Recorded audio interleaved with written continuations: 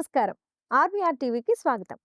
ప్రతి నెల ఆర్‌వీఆర్ టీవీలో ప్రసారమవుతున్న మాస ఫలాల కార్యక్రమాన్ని ఆదరిస్తూ మమ్మల్ని ప్రోత్సహిస్తున్న మీ అందరికీ మా హృదయపూర్వక కృతజ్ఞతలు. మనిషి జీవితంలో జరిగే ప్రతి విషయానికి ఒక కారణం ఉంటుంది. మనం పుట్టిన జన్మ నక్షత్రం, రాశి ఆధారంగానే అనేక విషయాలు ప్రభావితం అవుతాయని జ్యోతిష శాస్త్రం చెప్తుంది. మన స్వభావం ఎలా ఉండాలి? జీవితంలో ఎలాంటి మార్గంలో ప్రయాణించాలి? ఎలాంటి అవకాశాలొస్తాయి? ఎప్పుడు జాగ్రత్త పడాలి? ఇలాంటివన్నీ కూడా జాతక విశ్లేషణ ద్వారానే తెలుస్తాయి. గ్రహస్థితులను బట్టి ప్రతి రాశివారు కొన్ని పరిహారాలు, జపాలు, హోమాలు చేసుకోవాల్సి ఉంటుంది. మనం చేసే ఉద్యోగం, వ్యాపారం, వృత్తి, ఆర్థిక పరిస్థితులు కూడా గ్రహస్థితుల ప్రభావంతో మారుతూ ఉంటాయి. అందుకే ఈ నెల మీ రాశి ఫలాలు ఎలా ఉన్నాయో తెలిపేందుకు మనతో పాటు జ్యోతిష్య పండితులు బ్రహ్మశ్రీ డాక్టర్ సివిబి సుబ్రహ్మణ్యం గారు ఉన్నారు. గురువుగారిని అడిగి ఎన్నో విషయాల్ని తెలుసుకుందాం. నమస్కారం గురువుగారు. గురుగారు, మనం ప్రతి నెల ఆ నెలకు సంబంధించినటువంటి రాశి ఫలాలను తెలుసుకోవడం జరుగుతుంది. దాంట్లో భాగంగా ఏప్రిల్ నెలలో అసలు సింహరాశి వాళ్ళకి ఏ విధంగా ఉంటుందనేది తెలియజేయండి. సింహరాశి. ఈ రాశికి అష్టమంలో శని ఉండడం వలన అష్టమ శని దోషం ఉంటుంది. లాభంలో గురుడు ఉండడం వల్ల కొంత శుభప్రదమైన అంశాలున్నాయి. ఈ సమన్వయంలో మనం ఆలోచన చేసినట్లయితే వివాహాది శుభకార్యాలకి గురుడు అనుకూలుడు కాబట్టి ఆ విషయాల్లో అనుకూలతలు కనిపిస్తాయి. ఆ శుభకార్యాలు ఎలా చేయాలి మొదలైన చర్చలన్నీ చేస్తుంటారు. అలాగే గురుడు ఆధ్యాత్మిక చింతనకు సంబంధించినటువంటి గ్రహం కాబట్టి ఆధ్యాత్మికంగా ఎవరైతే వృద్ధి చెందారో వారిని అనుసరించడం, ఆశ్రయించడం, వారితో సందేహాలు తీర్చుకోవడం మొదలైనటువంటి వాటికి కూడా అనుకూలమైన సమయం. అలాగనే ఆధ్యాత్మిక చింతనలో దేవాలయాది ప్రధాన పాత్ర. కాబట్టి దేవాలయ దర్శనం, కాశీయాత్ర, గంగా స్నానం లాంటి మంచి ఫలితాలు సిద్ధించడానికి కూడా అవకాశాలున్నాయి. అలాగనే కొన్ని దోషాలను నివారించుకోవడం కోసం చేసేటువంటి ప్రయత్నాలు, శాంతులు మొదలైనటువంటివి కూడా చాలా బాగా సాగుతాయి. పూజలు కూడా పెరుగుతాయి. అలాగనే ఈ వ్రత స్నానాదులు, దానాదులు అవన్నీ కూడా వృద్ధి చెందేటువంటి సమయం అన్నమాట అది. అలాగనే కుటుంబ సభ్యులతో సమయాన్ని గడపడం. ఎందుకని యాత్రలు చేసేప్పుడు వాళ్ళతో గడుపుతారు కదా! అందుకని చాలా ఆనందంగా ఉంటుంది. అలాగనే శుభకార్యాదులు చేసుకునేటువంటి ప్రయత్నాల్లో ఇల్లుని అలంకరించుకోవడం, లేదా కొత్త ఇంటిని తీసుకోవడం, సంతానం యొక్క అభివృద్ధి కోసం ప్రయత్నం చేయడం, వాళ్ళ కోసం కొన్ని శాంతులు చేయడం, వాళ్ళ చదువుల్లో కొత్త ప్రదేశాలు అంటే కొత్త కోర్సులకి ప్రయత్నాలు చేస్తూ ఉండడం, ఇలాంటి వాటికి అవకాశాలు ఎక్కువ ఉన్నాయి. అలాగనే ఉద్యోగ విషయంలో కూడా భద్రతకి అవకాశం ఉంది. కానీ అన్ని చోట్ల ఉద్యోగ విషయాల్లో కానీ, లేదా ఇంట్లో కానీ మాట్లాడితే ఎదుటి వ్యక్తులకు అపార్థం వచ్చేటువంటి అవకాశాలు ఎక్కువ ఉన్నాయి. ఎందువల్లంటే శని ద్వితీయాన్ని చూస్తాడు కాబట్టి. ఆ రకమైనటువంటి విషయాల్లో కొంచెం జాగ్రత్త వహించాలి. మౌనం ఎక్కువగా పాటిస్తూ ఉండాలి. అలాగనే అష్టమంలో ఉండేటువంటి శనికి ఎక్కువ ఖర్చులు మొదలైనటువంటివి ఉంటాయి. మోసగించబడేటువంటి అవకాశాలు ఉంటాయి. వీటినన్నింటినీ దృష్టిలో పెట్టుకుని వీలైనంత వరకు ఏ కొంచెం ధనానికి అవకాశం ఉన్నా ఆ ధనాన్ని రుణ విముక్తి కోసం కనుక పూనుకున్నట్లయితే అప్పులు తీరుతాయి. ఆ విధంగా మనం జాగ్రత్త తీసుకునేటువంటి అవకాశం ఉంది. అలాగనే దీన్ని మనం తొలగించుకునేటందుకు, దోషాలను తొలగించుకునేటందుకు, అప్పులు తీర్చేసేటందుకు రుణమోచక అంగారక స్తోత్రం. దాంట్లో అంగారకమహీపుత్ర భగవన్ భక్తవత్సల నమోస్తుతే మమాశేష రుణమాసు విమోచయ అనేటువంటి మంత్రాన్ని చదువుతూ నేల మీద బొగ్గుతో రాయాలి. ఎంత అప్పు ఉందో ఆ సంఖ్య రాయాలి. రాసి ఎడంకాలతో చెరిపేస్తుండాలి. అలా చెరపడం ద్వారా రుణమోచన అనేటువంటిది తొందరగా సిద్ధిస్తుంది. అప్పులు తీరుతాయన్నమాట. ఈ అప్పులు ఇంకా అన్ని రకాల అప్పులు తీరాలి అనేటువంటి భావన. అన్ని రకాలంటే ఏమిటి? మనకు ఆధ్యాత్మికంగా కూడా కొన్ని రుణాలు ఉంటాయి. పితృ రుణం, మాతృ రుణం, పుత్ర రుణం లాంటివి కూడా. అవన్నీ కూడా తీరాలి అనే భావన చేసినట్లయితే శ్రీ గణేశ రుణం చింది అనే మంత్రాన్ని ప్రతి మంగళవారం జపిస్తున్నట్లయితే అది సత్ఫలితాలను ఇస్తుంది. అలాగే నూతన వస్త్రధారణలకు అవకాశాలు ఉన్నాయి. అంటే అలంకారాలు, కొత్త ఆభరణాలు కొనుక్కోవడం మొదలైనటువంటి వాటికి కూడా ఈ సమయం బాగుంది. అందువలన మనం అన్ని కోణాల నుంచి ఆలోచన చేసినప్పుడు శుభకార్యాలకు ప్రాధాన్యం ఇస్తూ, యాత్రలకు ప్రాధాన్యం ఇస్తూ మనం సమయాన్ని వెచ్చించాల్సి ఉంటుంది. అలాగే చేసేటువంటి పనుల వల్ల కీర్తి ప్రతిష్టలు పెరిగేటువంటి అవకాశం ఉంది.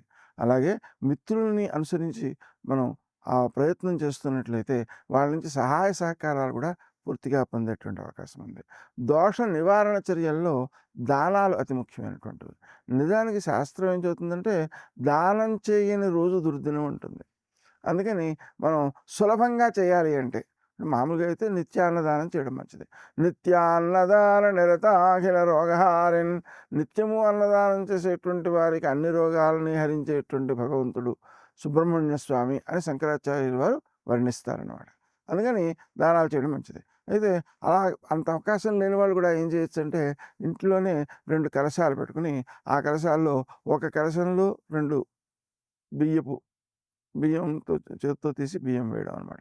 2 గుప్పెళ్ళు బియ్యము, అలాగనే ఇంకో కలశంలో 2 గుప్పెళ్ళు శనగలు వేసి, వాటిలో కాస్త మనం దక్షిణ కూడా పెట్టి, వాటిని వారానికోసారో 15 రోజులకోసారో ప్రసాదాలు పంచిపెట్టేటువంటి ఆలయాలకు పంపించినట్లయితే అది కూడా నిత్యదానం అవుతుంది.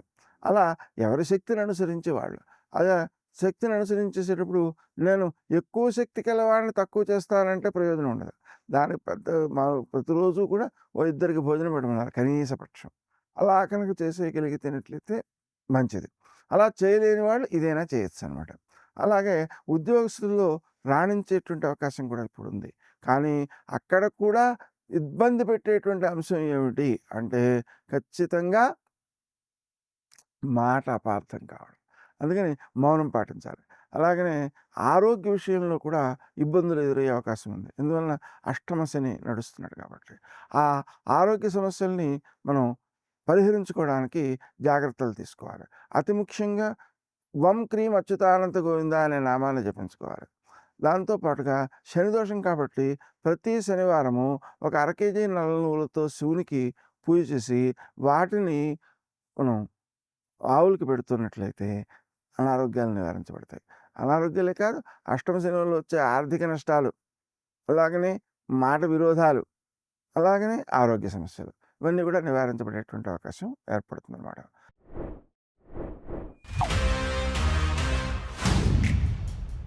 देख रहा है विनो? मुझे ये चाहिए सिद्धप्पा जी। ले लो। ठीक है, ले लेते हैं। किसी और में कोई आपत्ति? बहुत बढ़िया।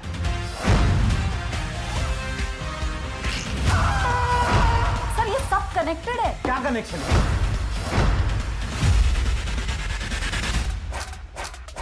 निशाना लगाया तो शिकार पक्का।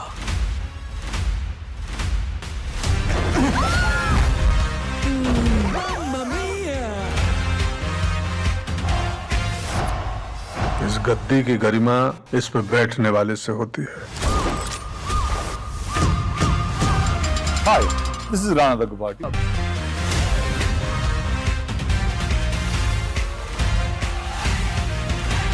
दिल खुश कर दिया यार का।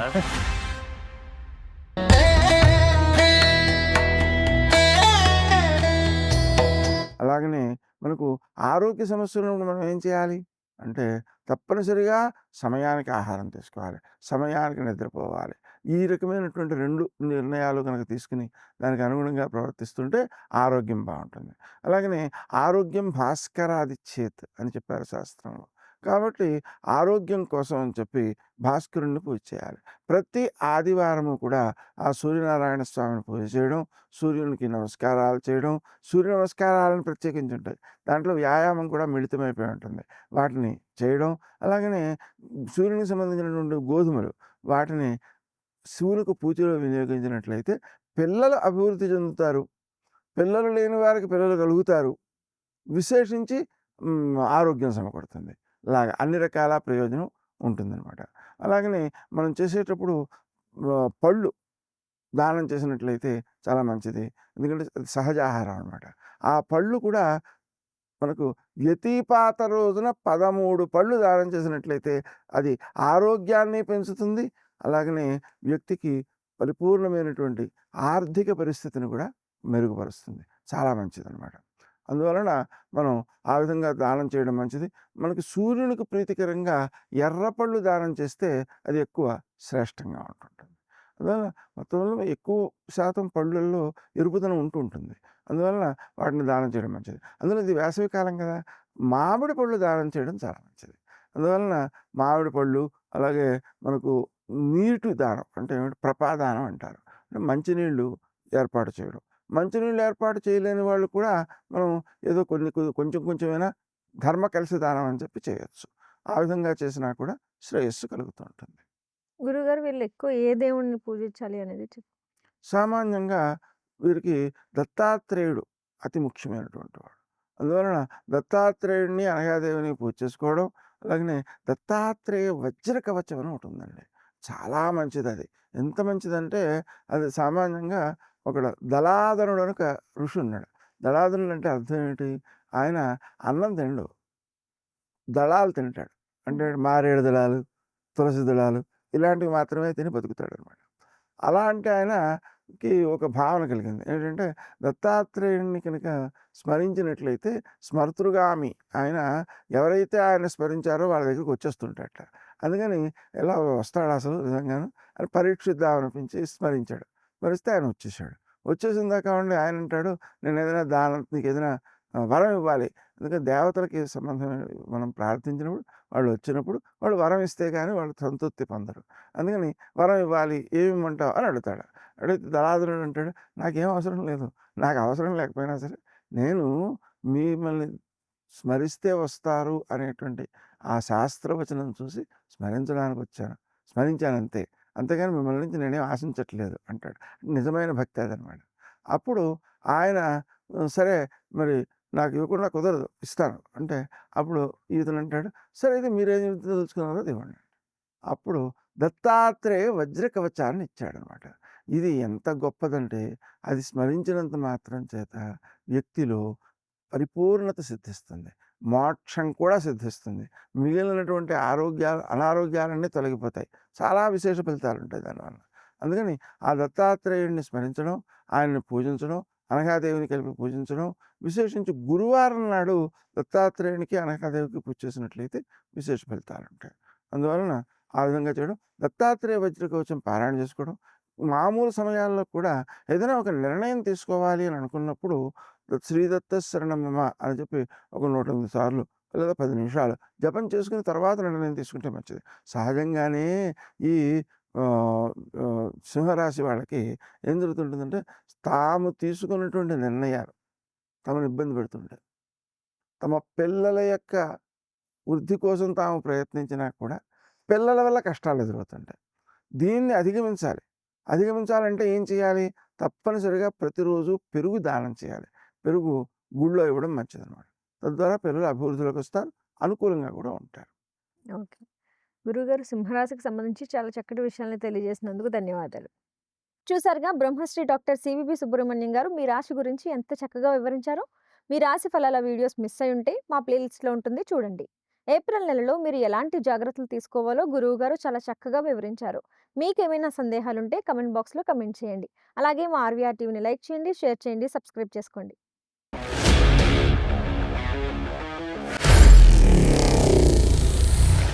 Honor Signatus, the biggest gated community in the heart of the city.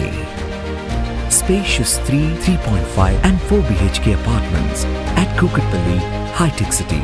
27.5 acres, 18 towers, G+25 floors, 1695 to 3815 square feet unit sizes. For more details, search for Honor Signatus.